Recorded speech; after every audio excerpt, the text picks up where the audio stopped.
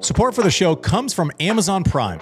You might think of Prime as only a way to get fast, free delivery, or maybe as the place to stream movies, shows, and sports. But it's actually way more than that. Maybe you've got a passion or a hobby. Prime can help you get the most out of it. Whether you're streaming documentaries on marine animals, ordering action figure stands with free one-day delivery, or finding the perfect playlist to impress that special someone, Prime makes it easier and faster to do what you love. Whatever you're into, it's on Prime. Visit Amazon.com/Prime to get more out of whatever you're into.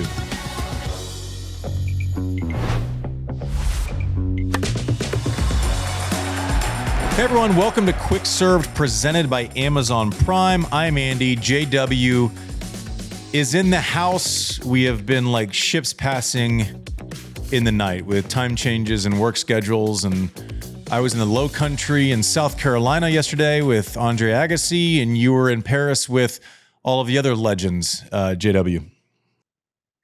I like that interview, by the way. Yeah, Andre's going to be joining me. It's been good tournament here, and that's a good listen. If anyone has not heard it, you chopping it up with Andre is well worth. He gave you a lot of time. It's worth the 90 minutes or whatever it was. Yeah, I wasn't worried about, like, when he gets into something, it's kind of like his career. If he's invested, we've been talking about going into the weeds on an episode for a long time. He didn't even mention timing one time in the lead up. You know, normal, like with Rafa, we fit into his day with that interview, right? He had a million things going and we had an hour.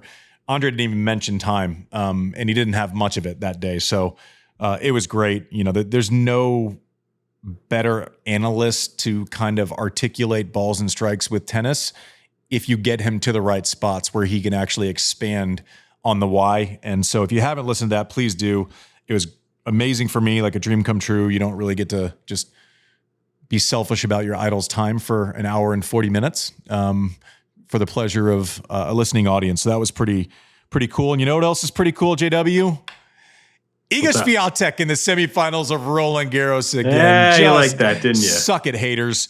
Iga in the semis, Sabalenka in the semis. No surprise there. Takeaways from those storylines at all, JW? I feel like Sabalenka won on points and not by knockout. She actually had fewer errors and got off to a slow start, and this was just a battle, and she was up for it.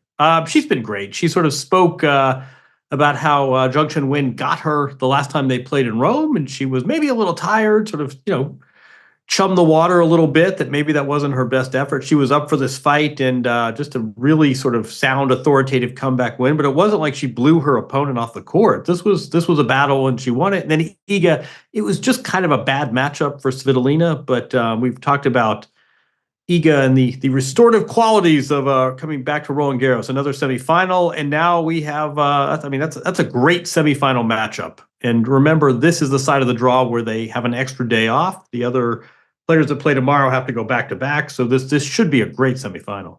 Yeah, on the women's side of the draw, going back to back means it's like every other tournament they play throughout the year, right? It's not as if we're looking at, there's not a potential for a 5.5, 6 hour, 5-setter.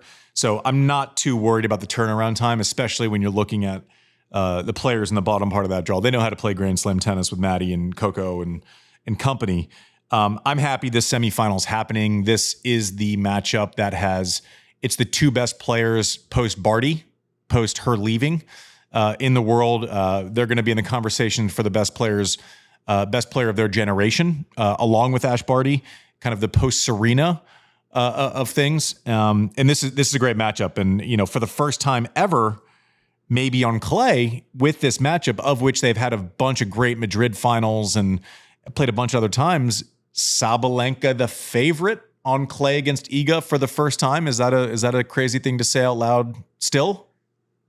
Look at what the odds makers say. And if I'm not mistaken, they don't agree with that. Iga's gone from the 5th seed to the odds makers' number 1 favorite, at least the odds I saw. Iga leads the head-to-head, and yeah, this is Iga at Roland Garros versus the number 1 player, and they both know.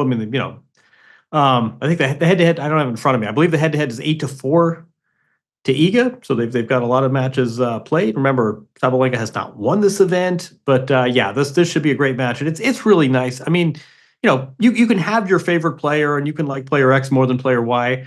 It's no fun to see players struggling and playing below their capabilities. So it's nice to see Iga get back to another semi. Yeah, it's just nice to, and also the match against Rybakina, that's one that we could look back on. We don't know what's going to happen yet. And this is the if game, right? So, the what if game never ends.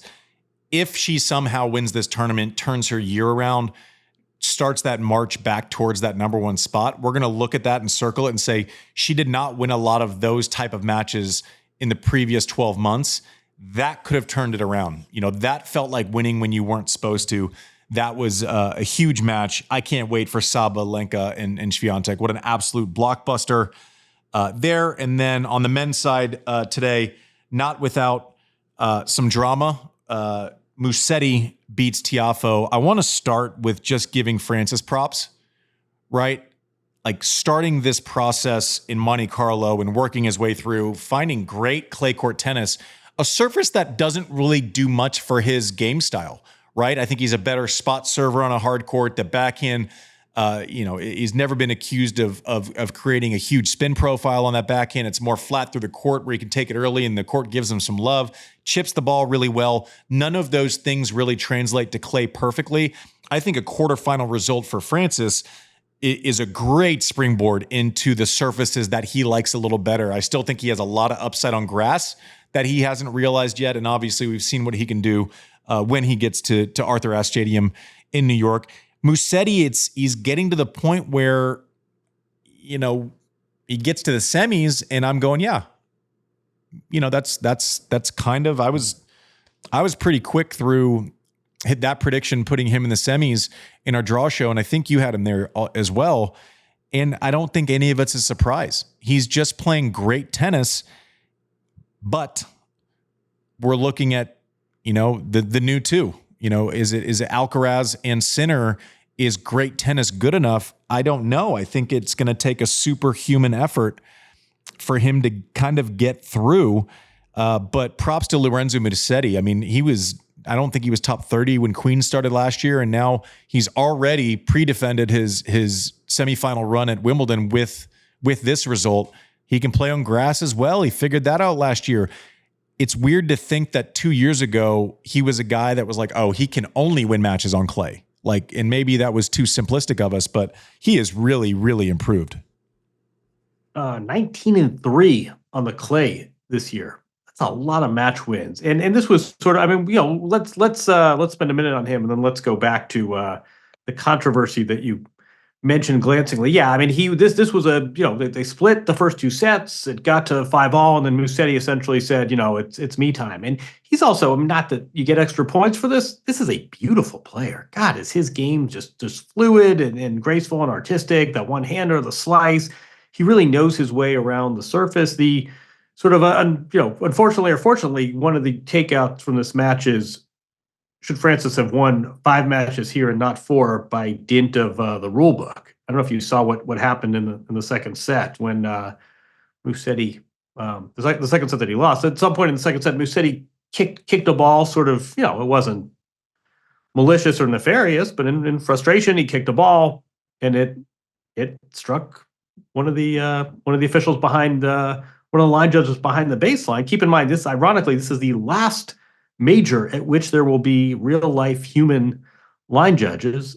But I do think all the Djokovic fans and all the fans who value consistency as a general principle are well within their rights to wonder, hey, wait a second, why did he only get a warning? And Frances was asked about it. Frances is in a tough spot, right? It's kind of lame to lobby heavily for your opponent, especially in a major quarterfinal, perhaps, to be defaulted. Frances termed it comical. He highlighted the lack of consistency, and I get it.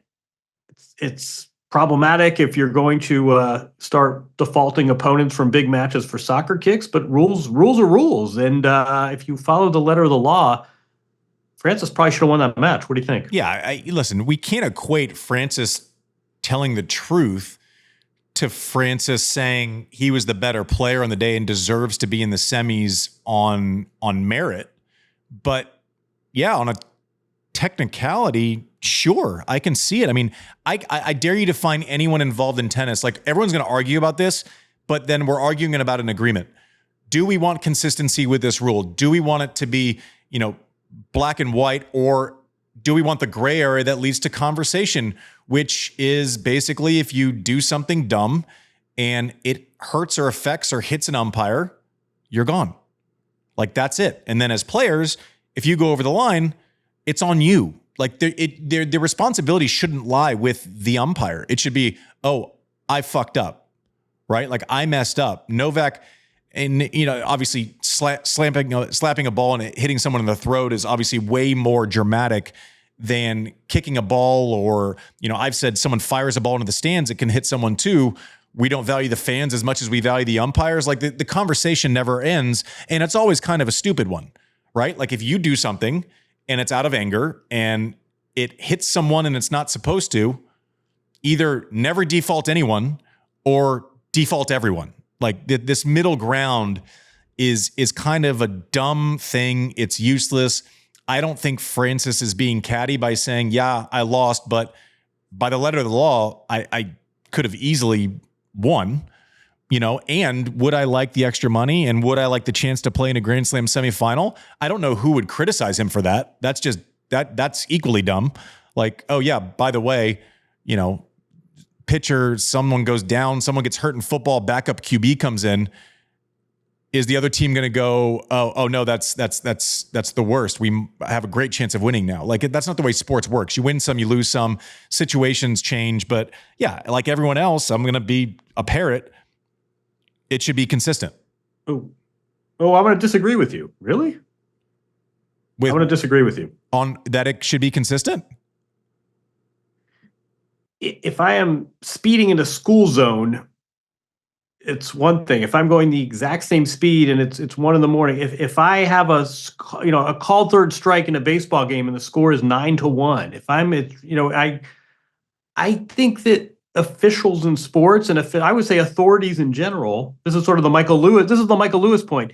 We are better off in a world where there is some level of subjectivity and some sensitivity to the situation. And if I'm a 9-1 baseball game and a 0-2 pitch brushes the strike zone, I might call it differently than if it's 2-2. If it's the last play of the Super Bowl, I may overlook the pass interference. I think that's healthy in a way. And I think if you say Lorenzo Musetti, and I know who he is, and I know what he's about, and I can see a kick, I think we need a little bit of subjectivity, which we do in other realms. I don't mind that the letter of the law wasn't followed and there was some context given to this. Just let's go back to Frances for a second. No. He handled it great. I want to jump in on this. But I want to jump in on this. Give Frances a pass because Frances was great. Frances, anyone who's trying to create Frances something out of nothing, okay. Frances handled it perfectly. I simply bring on the robots. Like, I want every call to be as good as it could possibly be. If that's different if you from kick, conduct. no, I understand that, but as a player, I've been on the other side of, I've had a Grand Slam taken away from me, or at least the opportunity of a Grand Slam taken away from me because of an umpire overstepping, an umpire situationally putting their head in. I had a late call in a match against Leighton Hewitt at the U.S. Open in 2001. I was playing great. They overrule the far sideline. When you leave it up to one person's opinion, you're more likely to get an outlier result, right? Which lends itself to being even more unfair, not to just Musetti. Musetti, there is something where he does it, it's his action. It seems more fair that his action could end up with a penalty towards him. Now, if that doesn't get put to the letter of the law, then it's almost like Frances is paying the bill because, Musetti didn't square up the kick enough to hit him in the face. It's just an interesting thing. I think about it from the other side where it's like, I'm Frances, I'm going, well, what the fuck? Sometimes we kick people out, sometimes we don't. I don't know that equating something that happens once or twice a year to speeding is the thing. But bring on the robots. Let's get rid of these umpires, and then we don't have to talk about it. Yeah, let's differentiate between where balls land on a tennis court and these subjective calls about conduct. My only point is that for situations like this, I would like to see authority figures have some sort of context and some sort of subjectivity. Let's Carlos Alcaraz played tonight. He looked pretty good. I don't know. We can get back to this topic because I think it's interesting, but I do think it's almost preferable to have a chair umpire say, "Look, I'm trying to infer, and rules are rules. I get that. There's a letter of the law, but it's a major quarterfinal. It wasn't an aggressive act. Do I really want to stop I really want to give the match away because of a kick that happened to have hit someone behind the baseline?" Great, then don't do it at all. If someone slams the ball into an umpire, don't do it then. Like you might be on the side of like, now there's obviously a difference, JW, with him kicking and, I think Musetti probably should not have been kicked out, and that Kyrgios tomahawking a racket towards the backstop after losing to Nadal as hard as he can, it jumping and pounding the back of the court. That is a way worse offense that has no penalty because the match was over. That's ridiculous to me. So at least some written guideline on if there's pain, if there's the possibility for pain, if there's a metal object hitting someone as opposed to a piece of felt. I don't know, but it needs to be clearer so that you and I, who consume tennis all the time, aren't confused by what the rules are and aren't leaving it up to one person in their mood on a given day affecting a tournament or not affecting a tournament. So maybe there just needs to be some tightened up clarity on it. I don't disagree with you, what, Kyrgios did or what versus what Musetti did. And, the penalty being the same is absurd to me. I completely hear you. And also, if everyone who is an expert on the game seems genuinely confused about what the rule is, then the fucking rule is a bad one, or not explained in the right way. And this is another thing. It's like we're spending 10 minutes talking about this, and we haven't gotten to Alcaraz, who's a wizard. I was going to say, the defending champion looked pretty good tonight. Do you want to talk about that? One, again, similar to Frances, props to Tommy Paul. The guy, would walk over broken glass if it meant that he would get a result. This guy's been limping his way through the tournament, hasn't had full range of motion. We talked about it the other day, but just where he was when he was 18, 19 in a prospect and where he is now when he's a grown adult who is responsible to his craft. Props to Tommy Paul. And also, he was not even close to the same room as Alcaraz tonight. Like, everyone who's, and I've been saying it ad nauseum, everyone who's worried about a set against Zoomer, I'm not worried about it. People like Wertheim. Carlos, and I think the frustrating thing when we compare him to Sinner, Carlos plays up and down to his competition more, right? I think he gets a little tighter against lower ranked players than Sinner does. But once he's across from someone who has caused him problems in the past, he beat Novak 2-2 and 6, and it shouldn't have been that close because he served for it in the finals of Wimbledon. Like, the further he goes, his level gets incrementally better based on who's across the net. This performance was almost out of respect for Tommy Paul, but that was a beating tonight.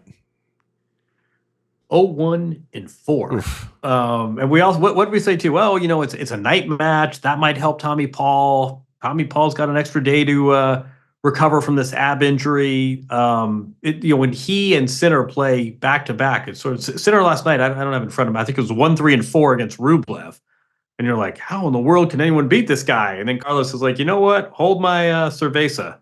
0-1-4 against a top 12 seed. That's pretty good too. So, in as much as we are veering and on course for this 1 versus 2 final, bring it on. Hey, do you want a redraw show? Because you flipped your pick to go to Sinner because you were taken with a set against Zoomer. Get me on an odd night, exactly. Do you want to redraw? Are you still Sinner chicken dinner, or is Carlos kind of creeping into your brain a little bit? It's so funny. I was going to ask you if you want to go all in on Iga on the double redraw, but I can't. I have more of an ego about it. If I pick Sabalenka and she's done nothing to like.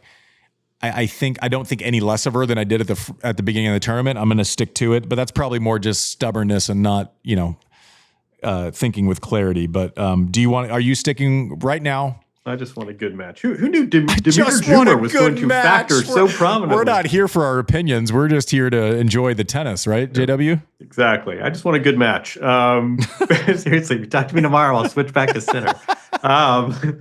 Let's look to tomorrow's matches, shall we? Yeah, what do we got? I don't know. Let me pull up my app. We got a little bit of Coco. We got a little bit of Coco and Maddie Keys. Yeah, what do you think of that match?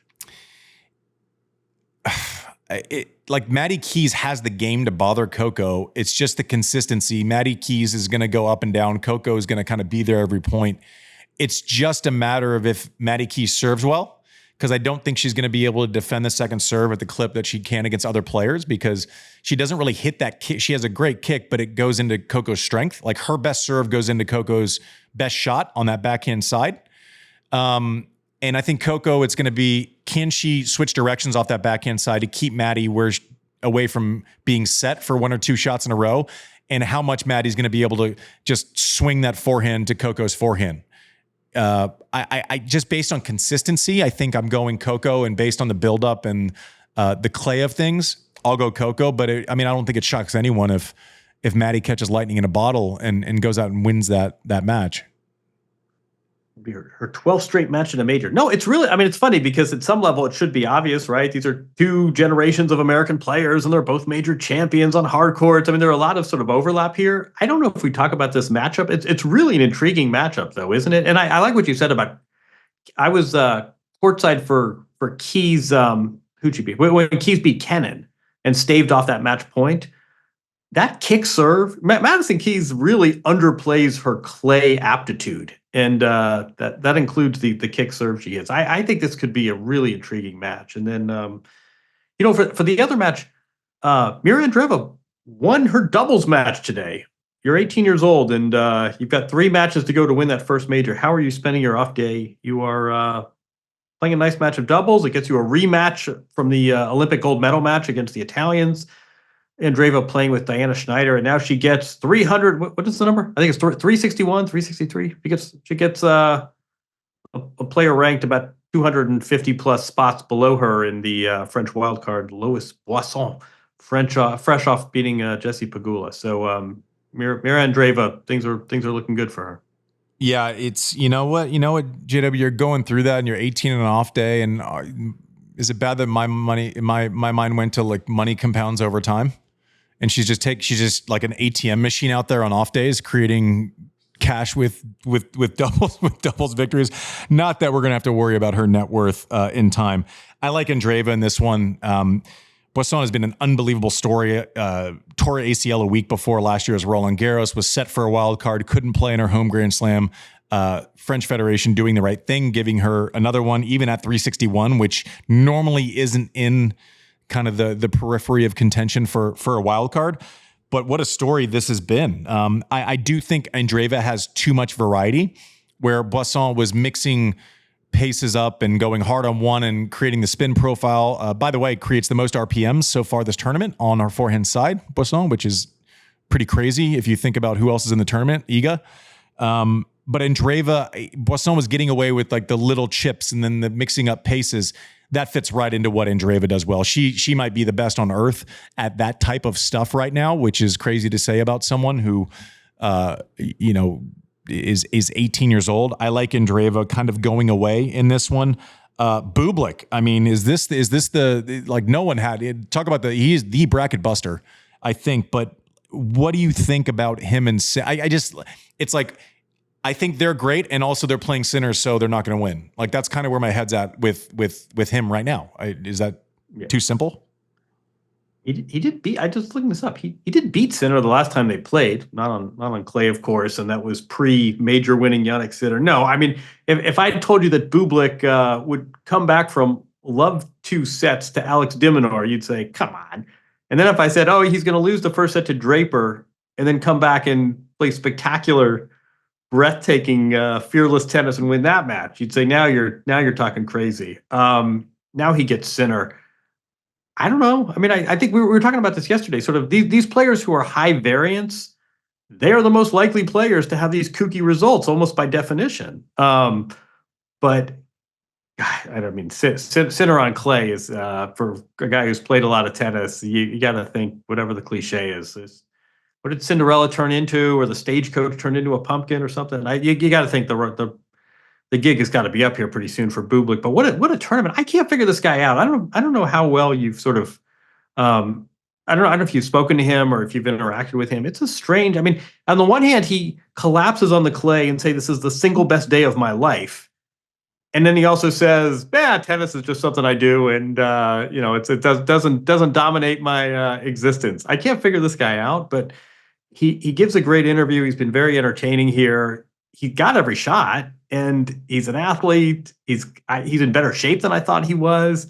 He seems to have a nice perspective. Beating Yannick Sinner after beating Diminor and Draper would be an unbelievable trifecta.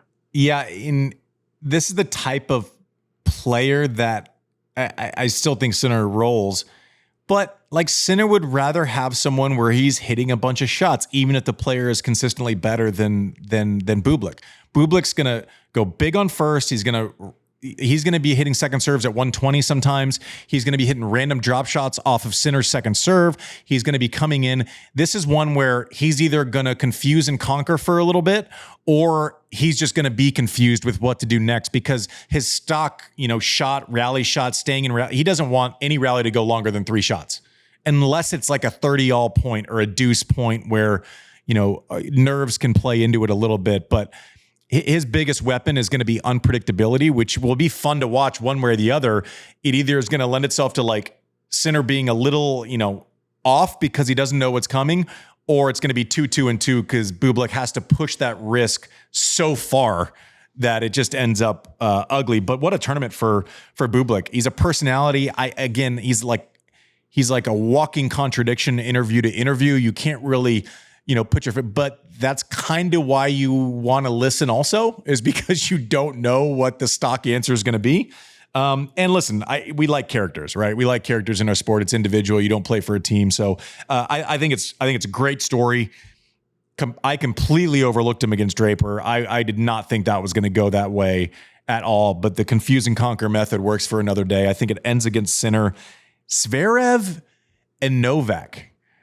What are you gonna thinking here? What are you gonna do? No, you're gonna go first. What are you gonna do with this one?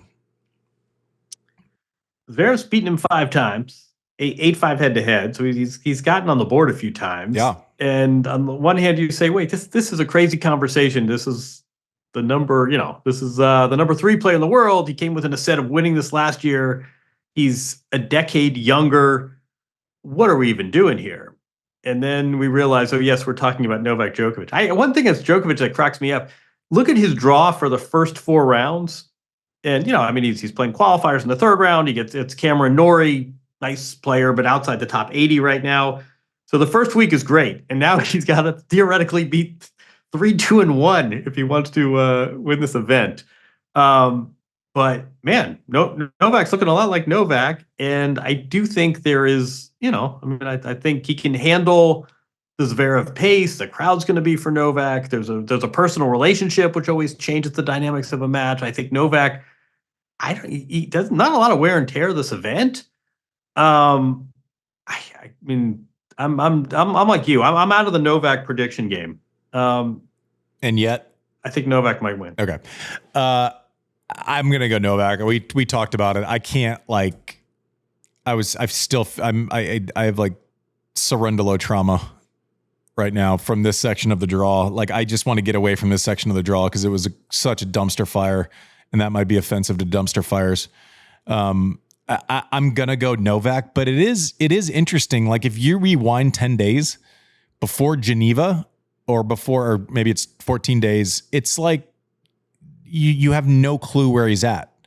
Right? He's lost 6 first rounds this year. But when he gets into it, but also, like you said, he hasn't played someone in the top 80 in qualifiers and everything else. And now it's Zverev, who's the defending finalist and, final in Australia because Novak had to pull out. I'm not gonna pick against Novak. I'm just not gonna do it. Maybe until he plays the old Chuckster or Sinner, but yeah, this will be a fun one. And I've never had so many question marks going into a match where we've seen the sample size so frequently between these two players, and I still don't know what's gonna happen. Right? Like, we've seen a million matches with Zverev, we've seen more than a million matches with Novak. We know when they get deep, but I still have no clue. But I tell you what, I'm sure as shit not picking against Novak again. Not on this show. Not yet. I know. No, you and me both. And Zverev, I think it was 52 minutes in his previous match when Griekspoor had the injury and had to retire. And I saw Zverev maybe an hour after the match, and he was he going to go back on the practice court? And when he seemed a little bit out of kilter. He advances to the next round. That's great. He doesn't have to worry about, hours in the ice bath after a marathon 5-setter, but he seemed a little sort of thrown by a match that lasted less than an hour. I don't know if you've been in that position. I don't know if there's anything we should be reading into that, but a very different scenario getting to a quarterfinal when you don't even have to play an hour of tennis. Yeah, it's interesting. I had it 1 year against Berdych. I played a set, and I think it was 2008. I think it was the year that I actually lost to Novak in 4 at the Open. It is a little weird because you kind of want that final. Mike was reading me the results. We did the quickest quick serve ever yesterday. It was like 7 minutes because I had to get home from the Andre interview. But he goes, yeah, Griekspoor retired, and all this stuff was going on while we were filming the Andre interview. And I said, did he at least get a couple sets in? And he's like, 6-4, 3-0. I go, that man, it could have been like weird at the end of the first set. That's not so you're looking at like 28, 29, 30 minutes of real tennis. If I'm Zverev and my body feels good, I probably just go out and hit for 30 or 40 minutes just so I can go to bed, not wondering if I should have gone out and hit for 30 or 40 minutes. Those are kind of like the mental and gymnastics. It's like, it's not going to take anything out of me. I have a full day. Body feels right. Let's go out and hit some serves, hit some returns, kind of feel good practice. But this is a 2-week event. Like, it never goes. There's, what does Tyson say? Everyone has a plan until they get punched in the mouth, or almost get punched in the mouth. Yeah, so we'll see. But I'm not gonna bet against Novak. Keep checking in with John and I. I am traveling tomorrow, so hopefully you can get the quick serve, John. This is something we normally talk about offline, but here we are putting you on the spot. Thanks in advance. And tail end of Australia with the quick serve. I like the tail end of the tournaments because I can actually get further into the matchups and the X's and O's. First round comes and we can't break down 64 matches on each side. It's just like actually impossible. So check us out right here on Quick Serve presented by Amazon Prime. Check out the Andre interview in the lead up to I'm Excited. He's never had a commentary job, and that's coming. So that's pretty exciting. Seems like it's an obvious thing that took a while to get there, but that'll be fun. JW, everything else, are you getting enough sleep? Yeah, we're doing fine. This is fun stuff. And to your last point, Andre's going to be great. Go get him, Andre. Perfect. Thanks for watching Quick Serve on YouTube, but by Amazon Prime. That was the cleanest exit of all time. Thanks for watching.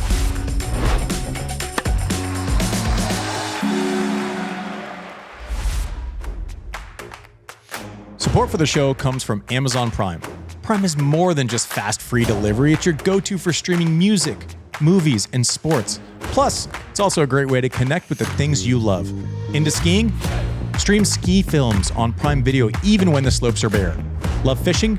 You can get new gear delivered fast and be back by the water in no time. Planning your next big trip? Prime helps you get everything you need faster than you can write your out-of-office email. Whatever you're into, it's on Prime.